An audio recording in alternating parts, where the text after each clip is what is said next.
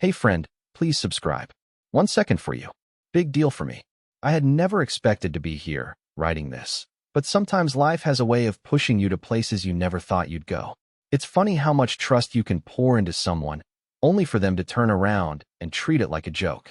She mocked my loyalty, and in doing so, gave me a clarity I never thought I'd have. I didn't wake up one morning and just decide to destroy my life. This wasn't some impulsive decision born out of a fit of rage. It was a slow burn, a simmering feeling that had been building up for months, if not years. It wasn't the affair, per se, that was the problem. It was the way she made me feel, insignificant, invisible, as though everything I had done for her was just some casual inconvenience. I used to be someone who believed in fairness. But now, I'm a man who's learned the hard way that loyalty doesn't mean a damn thing to the person who doesn't appreciate it. We had been married for almost 7 years. The first few were good. No, not just good, they were great. I can't say I wasn't happy in those early years. We traveled, laughed, enjoyed life. She was my partner. I was hers. That's how it felt, at least. Then, things started to shift. It wasn't sudden, at least not at first. I didn't catch her cheating or anything obvious like that. It was the little things. The way she would leave my texts on read for hours, but immediately respond to her friends' messages. The way she would forget to ask me about my day, but would have all the details about everyone else's. Her growing detachment was subtle, but it was there, like a shadow I couldn't shake. I was the guy who stayed late at work to provide, to make sure everything was taken care of. And she was the one who seemed to get more distant by the day. But I told myself it was just a phase. Everyone goes through rough patches, right? I had just returned from a week-long business trip. I had been exhausted, run down from back-to-back meetings, presentations, and never-ending phone calls. When I got home, I was looking forward to some peace, a warm dinner, and just being with her. I had been missing her, despite everything that had been going on. Maybe I was the fool for thinking everything would be fine. I came home to silence. The house was quiet, too quiet, and that familiar pang of unease hit me before I even set my bag down. She was sitting on the couch, scrolling through her phone. The second I walked in, her eyes briefly flicked to mine, but it wasn't the warm, loving glance I had been hoping for. It was empty, detached. I thought nothing of it at first. She was probably just tired, or maybe had a long day herself. "Hey, you made it back," she said, almost disinterested, her voice flat. "Yeah, just got in," I replied, forcing a smile as I tried to shake off the weird feeling gnawing at me. "How was your day?" "Same as always," she shrugged without looking up from her phone. I stood there for a second, trying to figure out why everything felt off. She had barely moved when I kissed her cheek. No spark, no smile, nothing. I went to the kitchen to unpack, trying to shake the feeling that something wasn't right. Then I saw it. Her phone, sitting there, face up, as if it were begging to be noticed. I told myself I shouldn't check it, that it wasn't my business. But curiosity, that damn curiosity, got the best of me. I picked it up. There it was. A message from a name I didn't recognize. Jake. The message read, "Can't wait to see you tonight. You're unbelievable." My heart dropped. At first, I didn't understand. Was this some joke? Did I miss something? I stared at the screen, feeling my pulse quicken. I should have put the phone down and walked away. But I didn't. I opened the conversation. More messages, more flirty comments, more intimate exchanges. Unbelievable didn't even begin to cover it. There were pictures, too. Innocent ones at first, of them at a bar, laughing. But then came the selfies. The ones where her eyes sparkled in a way they hadn't looked at me in months. I felt the anger rise in my chest, but I wasn't angry just yet. I was confused. How could she be so careless? How could she just leave this out for me to find? And that's when the hurt started to creep in. How long had this been going on? Was she already planning to leave me? Had I been nothing more than an afterthought in her mind? The questions kept piling on. I didn't confront her right away. No, I didn't want to give her the satisfaction of knowing how much it affected me. Instead, I stayed quiet. I spent the next couple of hours pretending like everything was fine, just so I could gather my thoughts, figure out what to do next. When she finally stood up to go take a shower, I sat there, heart racing, mind spinning. She didn't even seem guilty. Didn't even seem to notice the storm brewing inside me. That's when I made my decision. She had mocked my loyalty for so long. I had stayed, tried to fix things, tried to love her through everything. But it was clear she didn't care. She had already checked out, and I was just a placeholder. So, I went to my desk, pulled out the papers I had prepared weeks ago, and signed them. I wasn't angry anymore. I wasn't sad. I was done. When she came back into the room, I handed her the divorce papers. If you wanted freedom, Elowen, I said calmly, I'm giving it to you. She looked at me, a flash of confusion crossing her face. What is this? I didn't flinch. It's the end. You can have the freedom you were looking for. I watched her eyes flicker with confusion as she stared down at the divorce papers I had placed on the table between us. It wasn't anger I saw in her expression. No, it was disbelief. She hadn't expected this. Hell, I don't think I expected this, but here I was. I couldn't remember the last time I had felt so certain about something. It was as if a fog had lifted, and for the first time in months, I could see everything clearly. Elowen, you've mocked my loyalty for too long, I said, my voice steady, almost detached. I've done everything I could to make this work, but it's clear you stopped caring a long time ago. This is your freedom.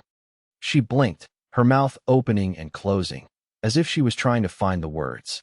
Her expression flickered between confusion, anger, and something I couldn't quite place.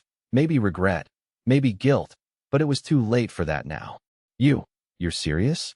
Her voice wavered for the first time since I walked through the door.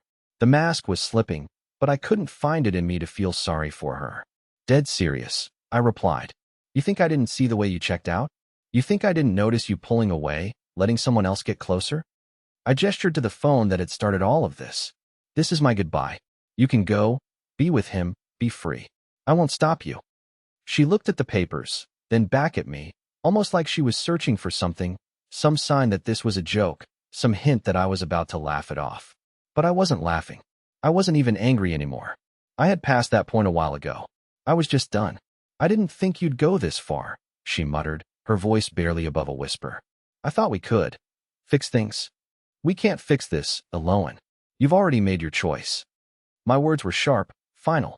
I didn't need to say more. She knew. The affair wasn't just a mistake. It wasn't something that happened because of some bad phase or misunderstanding. It was the result of her growing indifference to me, to us.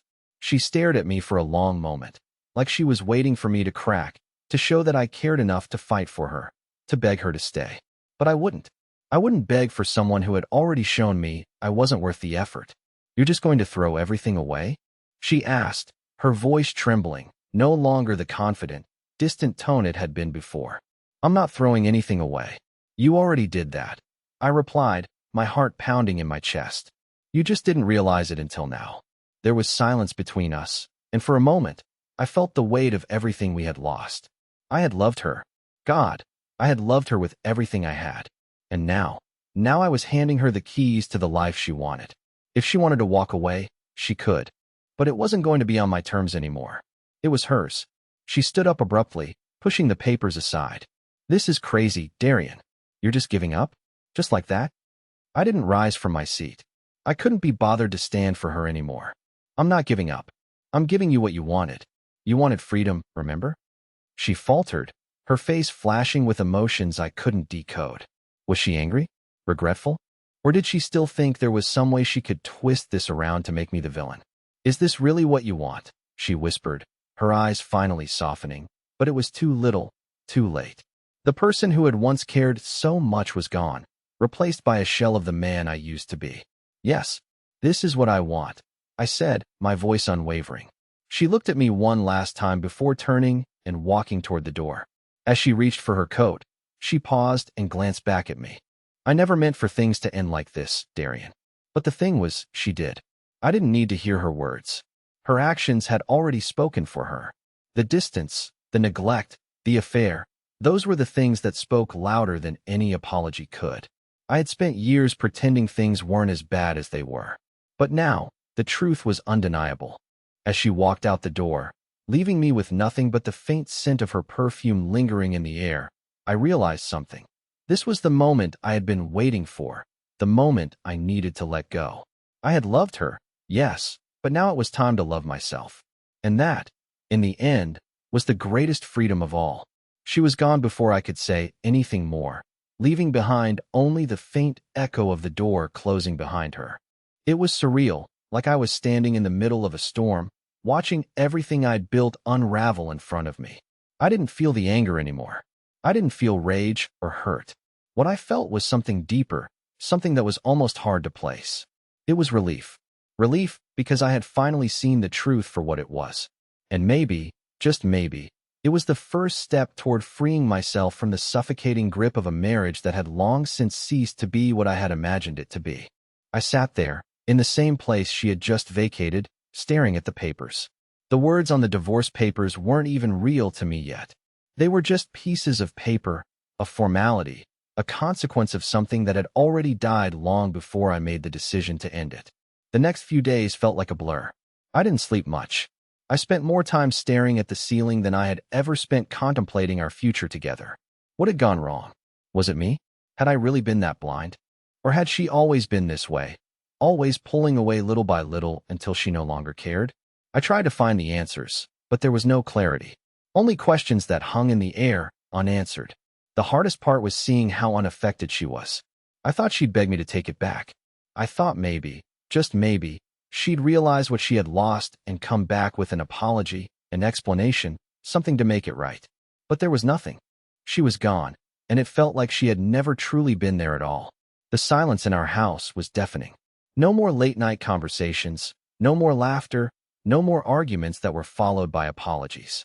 It was just me, sitting in the emptiness, trying to make sense of everything. I started to clean up the place, putting things away, moving things around. It wasn't because I wanted to.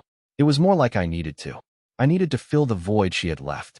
Every action was a way to reclaim control over the chaos that had been our life. I came across something, a small silver locket. It was hers. I remembered giving it to her years ago on our anniversary.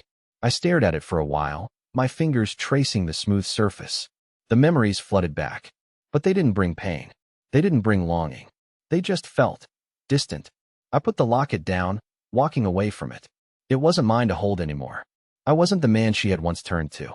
I wasn't the man she could lean on, the man she could trust. And maybe, just maybe, I was better off without her. For the first time in what felt like forever, I could breathe. But even as I thought that, another thought crept into my mind. How had she managed to move on so quickly? How had she so easily slipped away from everything we had? I couldn't shake the thought. She was with someone else. I didn't know who exactly, but I knew. That part wasn't hard to figure out. It was Max. I couldn't prove it. Not yet, but I didn't need to. I had seen the messages. I had seen the way she looked at me when I asked her about him. She didn't care. She didn't feel guilty. And that's what hurt the most. The lack of remorse. I didn't want to care. I didn't want to give her the satisfaction of knowing how deeply she had cut me. But as I sat in the quiet, trying to come to terms with everything, it felt impossible not to feel that sting. Was this really what it had all come to? She had mocked my loyalty, my patience, my love for her.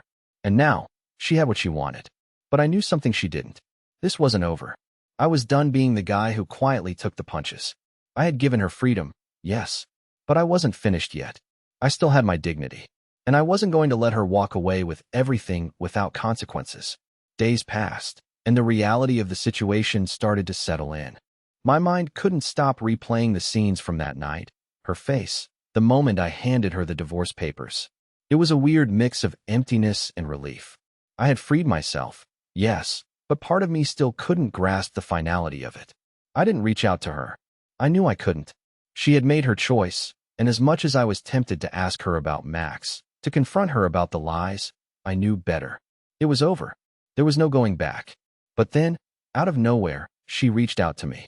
It was a simple message, just a few words. I need to talk. I stared at the text for what felt like an eternity.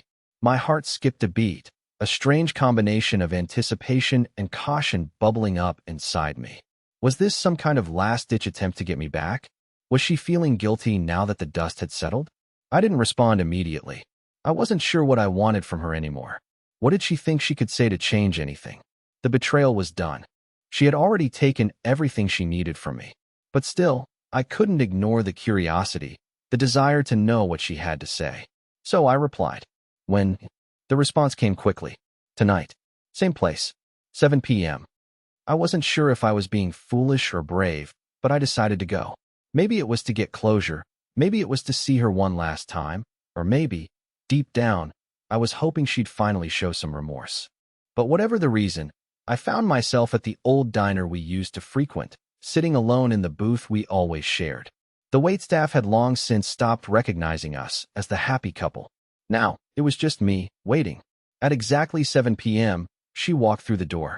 I saw her before she saw me. The way she held herself, different. Stronger, maybe. She wasn't the same woman who had leaned on me for support, for love.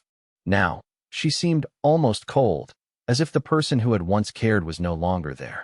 It was like she was a ghost, a shadow of the woman I had once loved. She sat down across from me, her gaze steady but unreadable.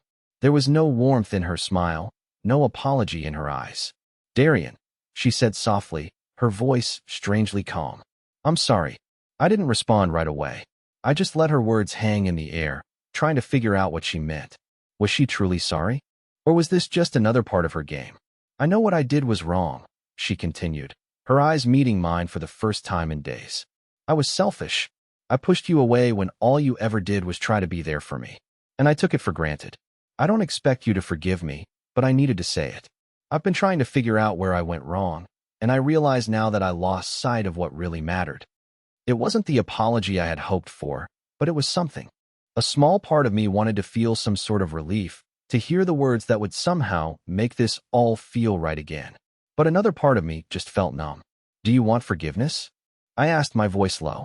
She hesitated, the question clearly taking her by surprise. "I don't know," she replied quietly. "I think I need it. But I'm not asking you for that. I needed to say it." I sat back, digesting her words.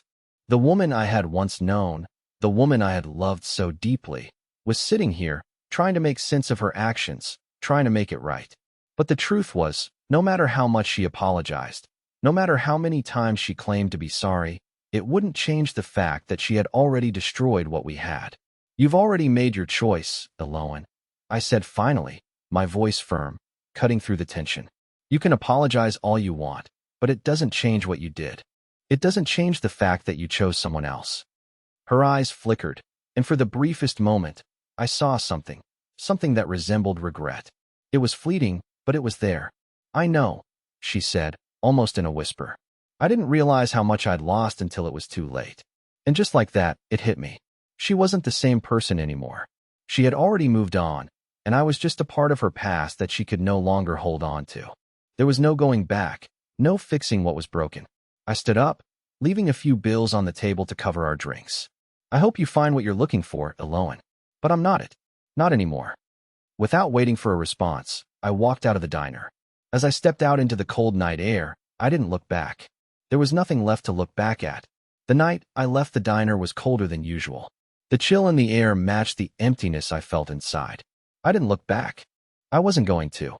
Elowen had already given me everything I needed to know. Her words, her apologies, they meant nothing now. She was a ghost of the woman I had once trusted. And I had to let go of that image, even if it hurt. For days, I went through the motions of life. Work, routines, distractions. But everything felt hollow. There were moments when I could almost convince myself that everything was okay, that I had made the right decision. But then the silence would hit again, the quiet of a life without her. And I'd remember the betrayal, the lies, the countless nights I stayed up wondering what went wrong. But then came the phone call. It was a Sunday evening, just as I was about to settle in for the night. The phone rang, and I almost didn't pick up. I didn't want to hear from her. I didn't want to hear any more apologies or excuses. But something in me told me to answer. "Darian." Her voice was shaky, almost desperate. "I need to talk to you. Please." I leaned back in my chair, closing my eyes for a moment. Part of me wanted to ignore it, to hang up and walk away from the mess she had created. But I couldn't. Not yet. "I don't think there's anything left to say, Elowen," I said quietly, my voice calm but distant. "You've said everything you needed to say. You've made your choices." "I know," she whispered, the crack in her voice making it clear she was on the verge of breaking. "But I can't move on. I can't stop thinking about everything we had, everything we lost. I made a mistake, Darian. A huge mistake. And I don't know how to fix it." I stayed silent. The guilt in her voice was almost enough to make me second-guess everything. But then I remembered what had come before, her neglect, her betrayal, the lies. The way she didn't even try to hide her growing indifference. You can't fix it, Elowen, I said, my voice hardening. It's too late for that. You had your chance. There was a pause on the other end, followed by a shaky breath. I'm sorry. I didn't realize what I had until it was gone. I took you for granted, and now I don't know how to live with that. For a moment, I almost felt pity for her. I wanted to believe she was truly sorry, that she had learned something from all this. But the truth was, her apology meant nothing to me anymore. It didn't change what had happened, didn't change the fact that she had crossed a line from which there was no return. I'm sorry too, I said, my voice steady. Sorry I wasted so much time trying to fix something that was broken from the start. She didn't respond right away. When she did, it was with a heavy sigh. I don't know how to move on, Darian. I don't know how to let go. You don't have to, I replied coldly. You've already let go of me. Her silence stretched on for what felt like an eternity, the weight of her realization sinking in. And then, quietly, almost as if she had given up, she spoke again. Goodbye, Darian. The finality in her voice sent a chill through me. It wasn't anger or bitterness. It was something worse, resignation. She knew, just like I did, that there was nothing left to salvage. Goodbye, Elowen, I replied, and then I hung up the phone. The next few hours felt like a blur. I didn't cry. I didn't scream. I just sat there, in the silence that had become my constant companion. It was the end of an era, the end of a chapter one had never thought would close. But now, I had nothing left to hold on to. The phone call had been the final nail in the coffin. She had tried, in her own way, to reach out, to fix things, but the truth was, there was no fixing what had already been shattered. She had made her choice long before the divorce papers were ever signed. And now, it was time for me to move on. The days blurred together. There were moments when I felt like I was walking through life in a fog, unable to fully grasp what had happened, what I had allowed to happen. I was alone now, completely, undeniably alone. And yet, in some strange way, I felt a sense of freedom. It wasn't the kind of freedom I had imagined, filled with happiness and new beginnings, but a cold, empty kind of liberation that came with the realization that I was finally free from something that had held me hostage for far too long.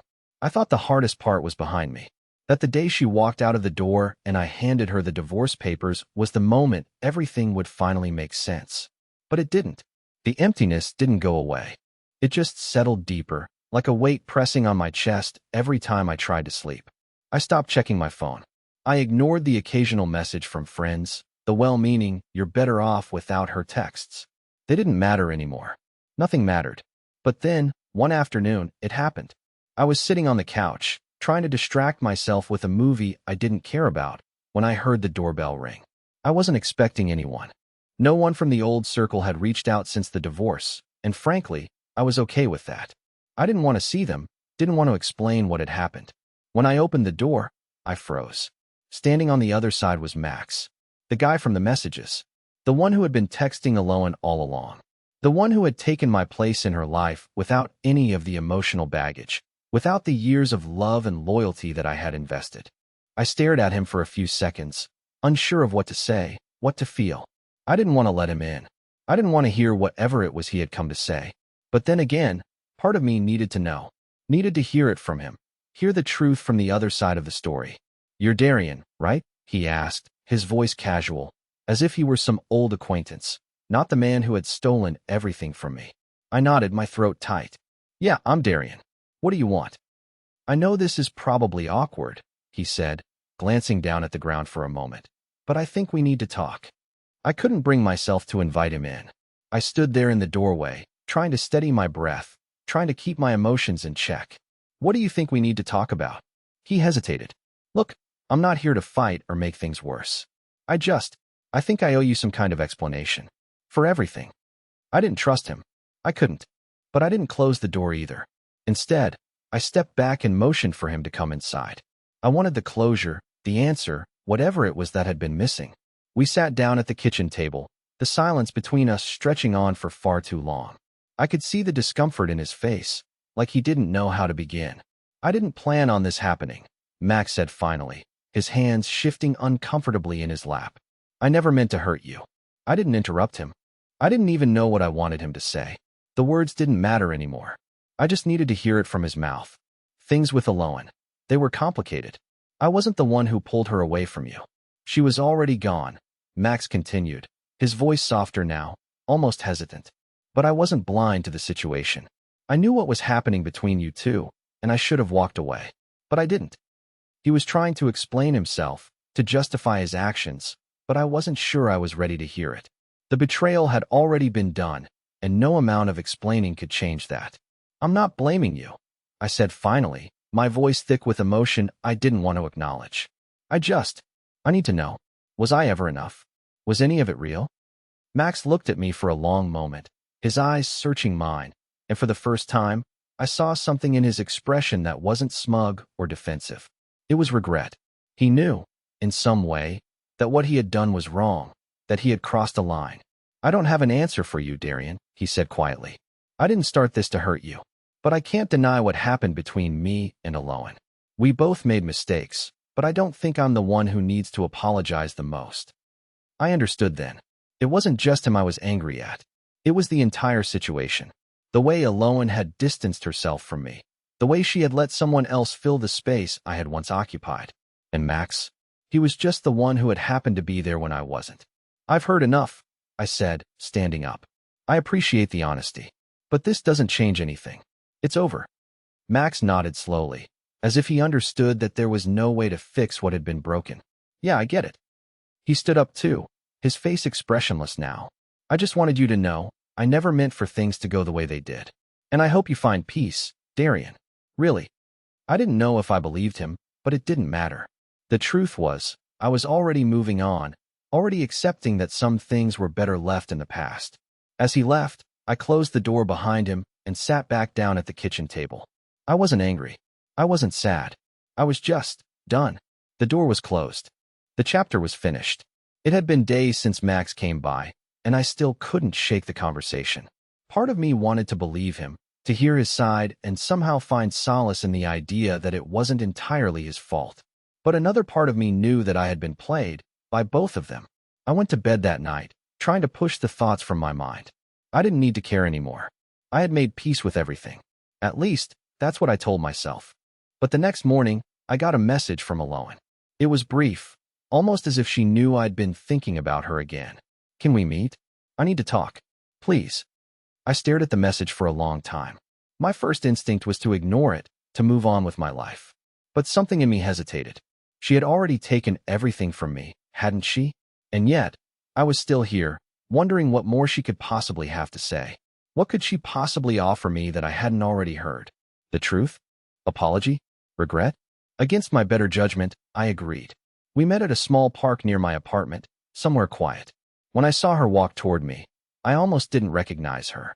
Her hair, once carefully styled, was now disheveled. Her face was pale, and there was a tiredness in her eyes that I hadn't seen before.